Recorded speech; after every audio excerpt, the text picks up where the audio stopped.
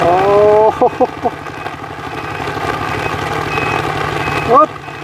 พอเด้อ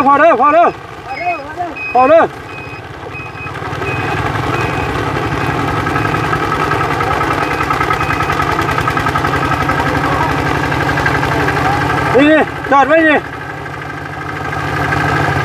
โอ้โหปึ๊บวางนี่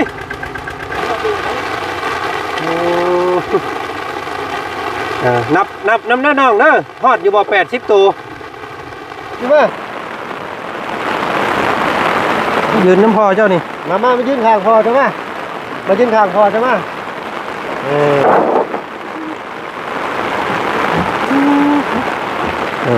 สบายดีเนาะโอ้ยฝนกระตกก็แล้วเนาะพี่น้องเนาะซอยไอ้เบรกได้ป่ะได้เนาะคือเจ้าเคยเบรกยังหนักกว่าหมู่คือแบบว่าน้ำไม่เลยน้ำไม่กับบอใครนำปันได้แต่กันนักอยู่ซ้ำบ่มันสิซ้ำบ่ใหม่ลำหนึ่งนักกว่านะนักกว่านะตัวนี้น่ากลัวป่ะบ่น้ำไม่นักกว่าเลยทำไมน่ากลัวเมนบ่ลองอยู่หมู่ไม่แล้วเนาะอันนี้ก็นักอยู่คอยเบรกแล้วน้องได้คอยพักผ่อนไหนก็เขาบ่คิดเลยว่าสิมีเฮือนแบบนี้นำบ่คิดเลยว่าสิมีคือหมู่นะไปอยู่ๆก็มาฮอดก็เลยก็รู้สึกแบบดีใจก็อยากสิเป็นกินข้าวบ่แซ่บซั่นน่ะบ่นั่นแล้วดีใจจนกินข้าวบ่แซ่บพ่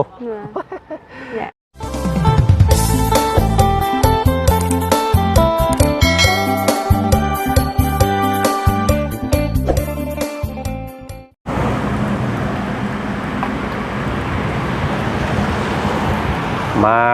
ตามนัดอีกคือเก่าพี่น้องเอ้ยเนาะมื้อนี้ก็ได้คือกับมือก่อนเลยเปิดภาพมากับฟ้าฝนดินลังพี่น้องเอ้ยมาชนก่อนมาชนอยู่ตารางเฮือนน้องกันหัวหยองเพิ่นก่อนพี่น้องเอ้ยเนาะเนาะตอนนี้กะไม่กำลังสิมาฮอดแล้วพี่น้องไงมื้อนี้ก็ได้เนาะฝนใกล้สิมาฮอดแล้วอีก30นาทีเพิ่นบอกเนาะ30นาทีแม่นแต่ว่ามานี่มาคันเดียวว่ามื้ออื่นอีกคันนึงเพิ่นว่าพี่น้องเอ้ยโอ้ยบ่วัดซ้ำแล้วมื้อนี้เนาะตายพี่น้องเอ้ยจังได๋ก็มาเบิ่งกันอีกสิได้ขึ้นได้บ่มื้อนี้หรือว่าบ่ได้เพราะว่าไม่แล้วว่าสิใส่คันเดียวรถนี่ย่านคอรถหักเราอ่ะแม่นเด้หลายที่บ้านเข้าขาดอาจารย์เนาะสบายดีพี่น้องเลยเนาะที่บ้านเนี่ยใกล้เฮือนน้องแม่นเข้าขาดคนขาดปุ๊ดรถบรรยากาศเป็นที่ละเนาะนี่ยิ้วงามพี่น้องเฮือนหลังนี้แต่ว่าแบบ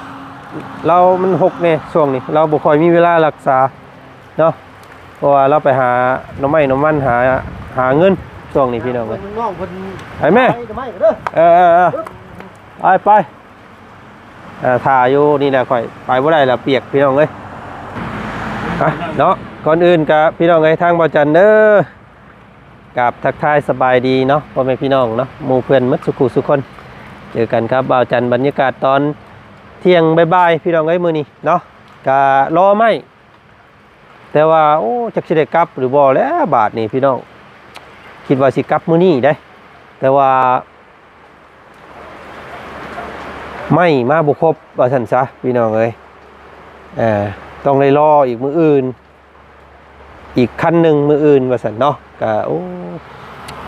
สิว่าจังไดบาทนี่พี่น้องเอ้ยเอาเดี๋ยวติดตามเบิ่งนำกันว่าสิได้เมื่อบ่ได้เมื่อพี่น้องเอ้ยเนาะเดี๋ยว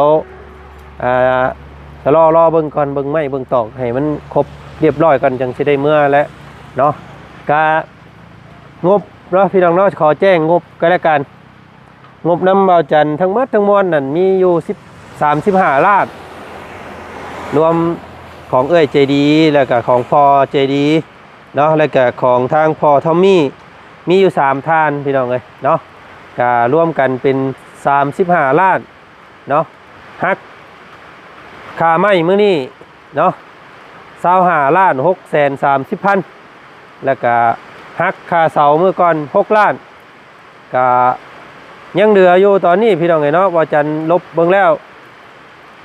เหลืออยู่3 ล้าน3แสนกับ70,000พี่น้องเลยเนาะงบน้ำบาจันยังเหลือซ้ำนี่เด้อพี่น้องไงเนาะบ่ฮู้ว่าน้ำหมูน้ำคูเพิ่นเท่าไรบาทนี้รู้สึกว่าน้ำลุงหนวด10 ล้านเนาะแล้วก็น้ำเบาเพิ่งเคยละ2 ล้านยังบ่พอดอกค่าสร้างเนาะพี่น้องเนาะจังใดก็เฮ็ดตามขั้นตอนไปก่อนพี่น้องเอาไม้ก่อนช่วงนี้เนาะพอดีแหละมันก็ชะลอรอท่าพวกฝนพี่น้องเอ้ยเนาะสิมั่งสิเฮ็ดตอนนี้ก็บ่ไหวได้พี่น้องเอ้ยเนาะสร้างเพิ่นก็ยอม แล้วก็มันเปื้อนเปื้อยันมันบ่งามมันแหละเนาะเฮ็ดตากฟ้าตากฝนแลนฟ้าแลนฝนนะเนาะยันมันบ่จบบ่งามว่าซั่นซะก็ค่อยเป็นค่อยไปเนาะพี่น้องเนาะคือเพิ่นเว้านั่นแหละเก้าอดเก้าเยินหากสิได้ถอนคำว่าซั่นซะพี่น้องเอ้ยเนาะอยากไว้ให้คานอยากนานให้แลนเพิ่นว่าเนาะ ไปพี่น้องเอ้ยเนาะเบิ่งโอ้มาแล้วฝนพี่น้องเอ้ยอ้าโธ่คักบาทนี่ไอ้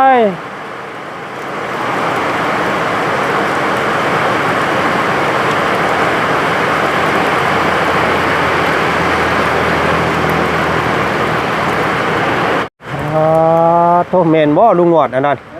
พูดพันบักใหญ่บาทนี่โอ้ยขึ้นบ่ได้ดอกอันนี้เนาะขนาดเสามื้อนั้นหน่อยๆนึงก็ยังโชเฟอร์กับบ่มีอีก มื้อนั้นมีว่ามีโชเฟอร์2 คนเราเห็นคนเฮาหลายโพดนะมื้อนั้นเราจังบ่ บ่ใหญ่กางเกงแดงบ่นี่ ไม่ใช่กางเกงแดงคือเก่าได้หั่นไปโอ้ดูเงยไปในบาทนี่คนยังหน่อยโอ้ยอาจารย์ได้บ่ขึ้นหรอกบ่ให้เราเล่นขึ้นก็ได้ เนาะเบิ่งไปเอานั่นก่อน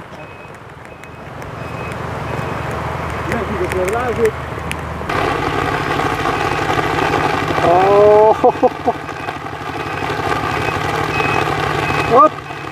พอเด้อ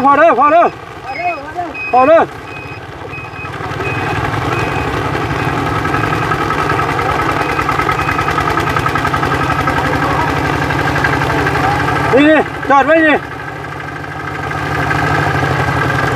ขึ้นบ่ได้หรอกขึ้นได้บ่นี่เอาไว้นี่เอาไว้ผมหลังลุงหนวดนี่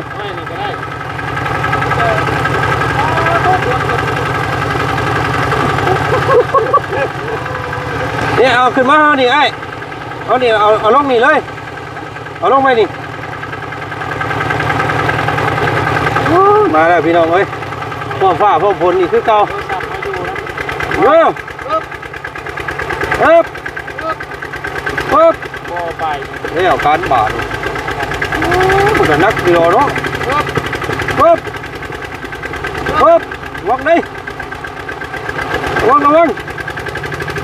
ปึ๊บมีไฟยู่ทั้งมือนี่ปึ๊บ สภาพนั่น โอ้โหนกเท่งคันเลยมาเลยเอาลงไว้ดีเลยก็ได้จอดเลยก็ได้ไอ้ไหวดอกอ๋อโธ่พี่น้องเลยมาเลยเด้อบาทนี้อันนี้แค่ส่วนหนึ่งเนาะยังอีกหลังหนึ่งไอ้นี่พี่น้องเลยยังบุบดได้ ยังมีอีกบ่นี่ ยังมีอีกคันหนึ่งมืออื่นเราบอกว่ามืออื่นมื้อนี้บ่ทันแล้วค่ำแล้วเนาะเพื่อขึ้นไม้ขึ้นยังว่าซั่นมีแต่สัตว์ต้องหันเลย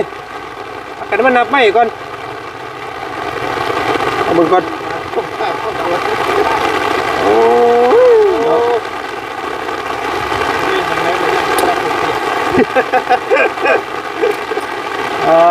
โธ่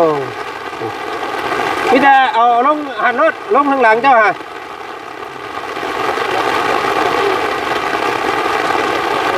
บ่ไหวดอกสิเอาขึ้นนี่บ่ได้แล้วพี่น้องก็ยอมรถเนาะไม่เคยให้อันน้องทิ้งน้องทันแต่ละมื้อแหละเนาะให้เพิ่นนั่นว่าคอยเก็บขึ้นมื้อละเล็กน้อย มื้อนี้มาจักรายการไอ้บ่อันมีรายการใหม่อย่างไดมามื้อนี้80ตัวไม่แป้น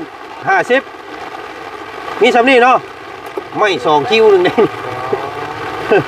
ไม่2อย่างนึงนี่นะ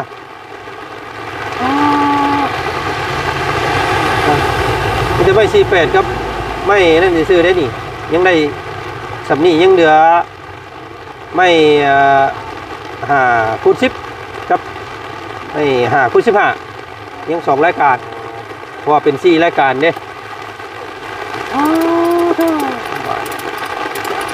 เฮ็ดจังไดบาทนี่พี่น้องเอ้ยผมฝ่าผมฝนนี่แต่ว่างามอยู่ไหมแล้วเนาะคักอยู่ไปบ่ได้ไปเด้ เวียนอย่างแรกไปย่านเพื่อจับเปียกนะ ลูกไปลูกเปียกความเปียก เอาไว้อันแรกก่อนโอ้ยเนาะเนาะโอ้ยคอยเด้อมันตกใส่เด้อมันตกเด้อมันไหลเด้ ไปเอาไป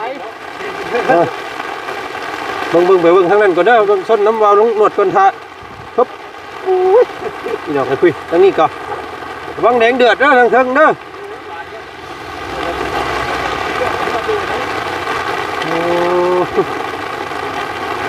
นับน้ำน้องเด้อฮอดอยู่บ่80ตัว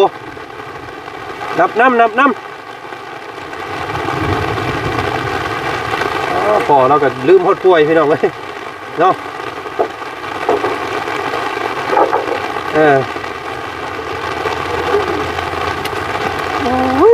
มาพร้อมผลนี่ดีนี่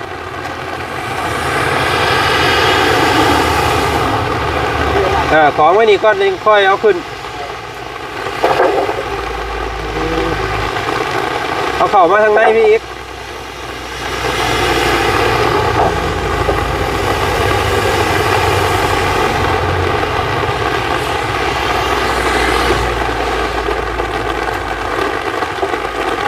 มาแล้วภาพกลางสายฝนมื้อนี้พี่น้องเว้ยเนาะไม่48ค่อนข้างจะหลายเด้อรอบนี้พี่น้องเพราะว่าจันเห็นเฮือนน้องป๊อปเพิ่นมันบ่พอเนาะ60แผ่น60เซนบ่พอก็เลยสร้างมาหลายมื้อนี้สร้างมา80พอดี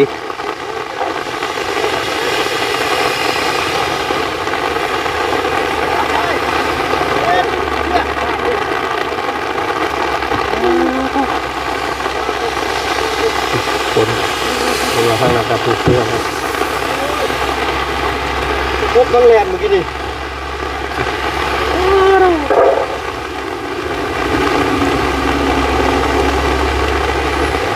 บ่ต้องเลี้ยงก็ได้หรอก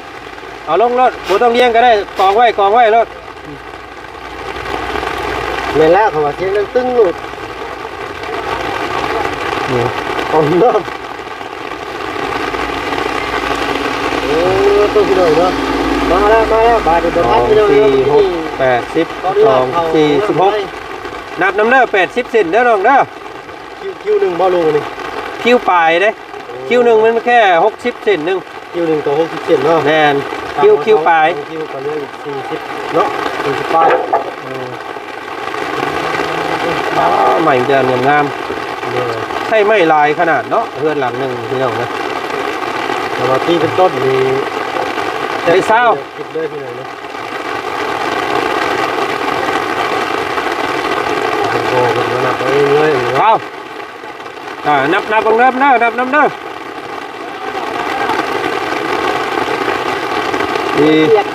6 8 10 12 14 16 18 4 6 8 18 2 4 6 17 8 9 18เนาะ9 โอ้ผูแดงเดือดอยู่ไกลๆพวกพี่น้องเลยยับพอยับก้อนเจ้านะบ่เฮ็ดกะยาเดี๋ยวเด็กน้อยมันเฮ็ดนับคอยนับไปไม่สองรายการหนึ่งขนาดนี้นะพี่น้องก็เลยกี่ อันนี้ไม่ ไม่แป้นกับไม่48 ไม่48กับหาคุณชิป บ่คนชิปยังบ่มาเลย อันนี้มีแต่48เนาะ 48กับไม่แป้นอย่างเดียว ข้างนอกมันเบิดเลยนะลุงมัน แม่นโยนรถปั๊มเอ้ยเยอะ มีทางน้องทิ้งกับน้องอาทิ้งกับอาทางอ้ายของน้องอันนี้เพิ่นโอ้โต เปียกไปเลยทางหน้า โอ้ผู้สาวขาหล่อตัวนี้เนาะ ตันพี่น้องเลย เด็กแว้น เลยถึงเลยนึงเยี่ยมตัวเพื่อสิผลขึ้นเทิงอีกเด้นี่พี่น้องเลยจังไรล่ะบาทนี่เนาะให้มันแดดก่อนป้าไปนี่ก่อน เลย 80 โตมันหน่อย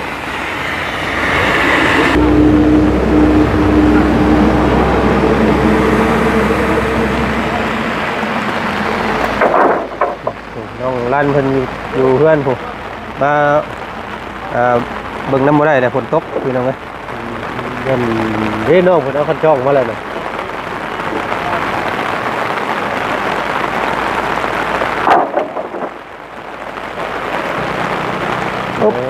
ตัวมาล่ะพี่น้องผู้ทางน้องล่างเพิ่น ก็คือพอนำน้ำเด้อ เพิ่นได้พลาดได้ยิ้มมาแต่ไกลเลยพี่น้อยเนาะเออ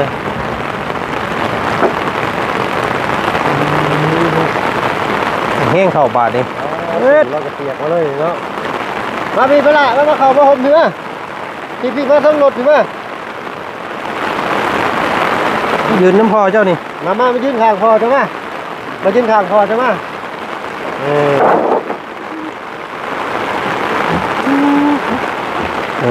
สบายดีเนาะโอ้ยฝนกระทบก็แล้วเนาะพี่น้องเนาะแล้วกันบาทนี่ได้แต่ฮอดแต่นี่เด้อเอามาฮอดแต่นี่เด้อไม่นี่มื้อแรงมานอนเผาเด้อยังคนหลัก คนสิบ่หลักบ่มื้อแรงบ่มีคนหลักบ่ อะไรให้ตาลุงมันฟังเสียงกันแม่เนาะความรู้สึกน้องคนเสียอธิบายว่าเป็นคำว่าเท่าใดเนาะเมื่อวานนี่ก็ยังว่ามีเสาเมื่อก่อนเนาะมีเสาเนาะมันมีไม้บาดนับบ่ได้เลยบาดเพิ่มเลยบาดนี่เลย ลงทางนั่นก่อนติดไปน้ำ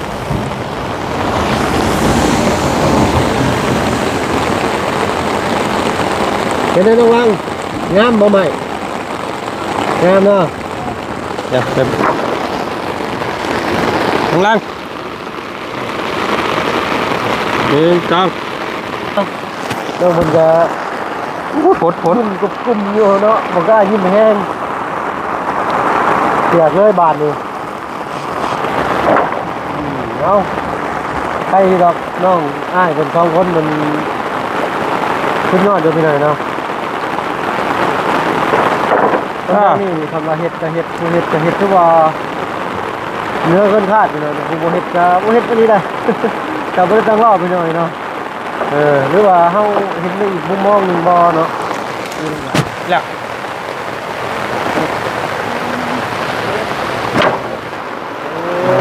โตฝนฟ้ากระนำวันไหวดีรอพี่น้องโอ้ยมื้อนี้เนาะไม่พร้อมฟ้าพร้อมฝน กล้ามเป็นหมัดๆเนาะพอหัวงอกอยู่เนาะ เด้อบังเด้อ เอาไปเดินแล้วถ่ายคลิปถ่ายอย่างเงี้ยมันถ้าเงินพ้นนี่ก็ลำบากเนี่ยเนาะสำหรับว่าพ้นนี่ก็บ่เป็นหยังนี่เนาะสำหรับถ่ายคลิปนี่บ่ย่านผ้าย่านพ้นหรอกย่านแต่อุปกรณ์ถ่ายคลิปเท่านี้แหละอย่างไม้บ่รถคัดบ่นะส่วนมากก็จะเป็นกินน้องหันแหละก่อนต้องแบบนี้ได้พี่น้องเอ้ยมันขึ้นบ่ได้เนาะขอโทษขอไฟหลายต้องให้ทางน้องคนขึ้นมือเล็กๆมือหน่อยเอาเนาะขึ้นเอามาพี่เลยรถมาพังนี่เลยไม่48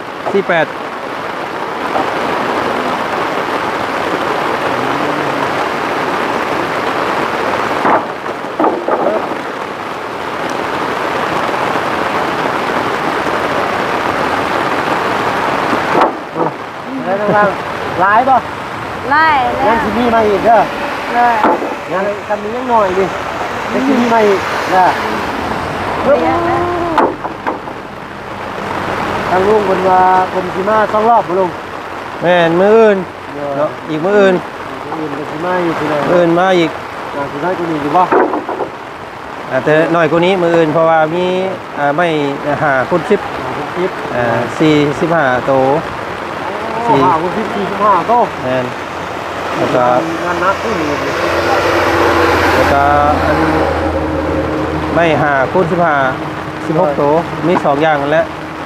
หน่อยกว่านี้อยู่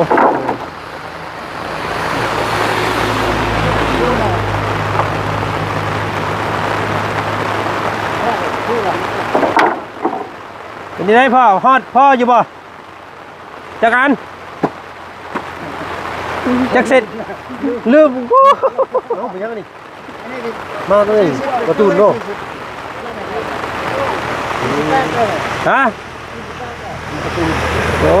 เอ้ยเนาะบาตูนไปคิด แล้วกัน ไปคิดว่าจะเป็นแม่ขาวเนาะ แล้วจังนับไม่เด้อ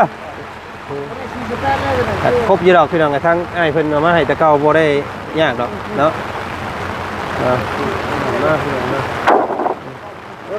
วางเด้อแป้นนั้นแป้น50แผ่นเด้อ เอาละก่อนในทิศทางรถขึ้นลงก็ว่าละไปหน่อยเนาะนี่โยมไปหน่อยเนาะรถใหญ่ขึ้นขั้นตอนขึ้นไปมากก็ได้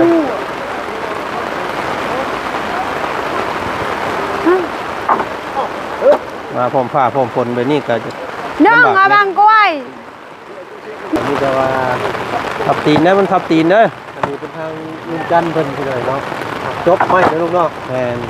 โอ้ยเราดีใจแทนน้องเป็นลายไปหน่อยเนาะเป็นทางผู้ใหญ่เป็นน้ำ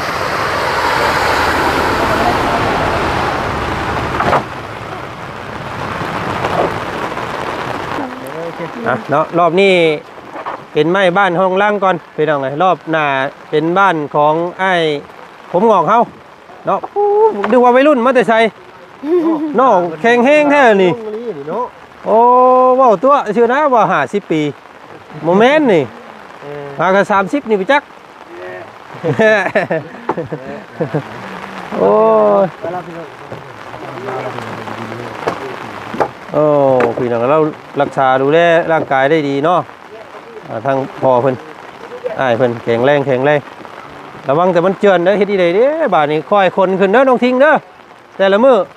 คนขึ้นมือเล็กมือน้อยนั่นแหละ50แผ่นนับเบิ่งอยู่พอบ่ครบบ่ ใส่ท่อเนี่ยฮะ นับเป็นบ่ บ่เป็น เอาลองมึงอยู่ ก็ ได้จะพานับไป นับเป็นบ่ นับบ่ บ่ฮอดบ่ร้อยครับบ่ฮอดบ่ ก็พูดเลยนะบ่เป็น ภาษาบ้านนอกคนเป็นยังกระลุงหนึ่งคือ หนึ่งบราบ่บวย